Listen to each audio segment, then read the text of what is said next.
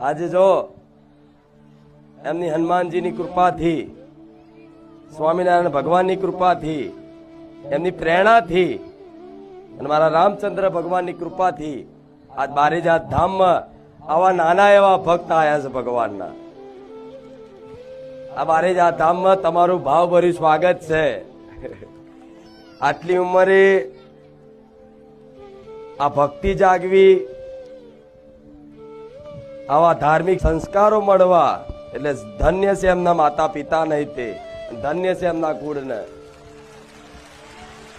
આધ્યાત્મિક જ્ઞાન તો ખરું, ભક્તિ તો ખરી, જોડે શિક્ષણ પણ ચાલુ છે ને. આ તો સંબોધો મારા ભક્તોને, શું કહેવા માંગશો તમે? કે જુદી જ તાસીર છે આ ધરાની, કે જુદી જ તાસીર છે આ ધરાની. અહીંયા મહાભારત વાવો ને તો ગીતા નીકળે.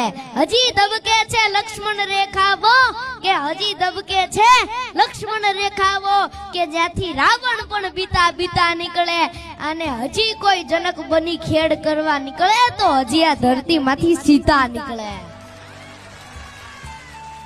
સૌ કોઈના જીવનમાં એક એવી સાંજ આવે છે કે બધું જોવા છતાં એને કશુંનું કામ આવે છે. સૌ કોઈના જીવનમાં એક એવી સાંજ આવે છે કે બધું જોવા છતાં એને કશુંનું કામ આવે છે. મળે યશ અને કીર્તિ, તેથી ભૂલાઈ ગૌરવથી જાતિ, જેથી ચારેય બાજુથી ઘેરાય ને ત્યારે મારા બાપ હોઠે રામ આવે છે. કે તે છતાં જીવન જીવવાની એક જડીબુટી બતાવી દઉં, કે તે છતાં જીવન જીવવાની એક જડીબુટી બતાવી દઉં. કારણ કે જ્યારે દુનિયામાં બધું કામ ન આવે, દવા કામ ન આવે ને ત્યારે કોકની દુઆઓ કામ લાગે છે.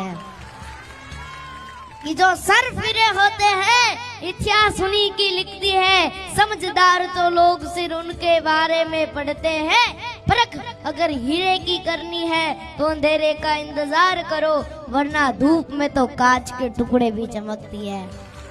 सच्चे इंसान और हिम्मत वाले की परीक्षा तो मुश्किलों में भी होती है.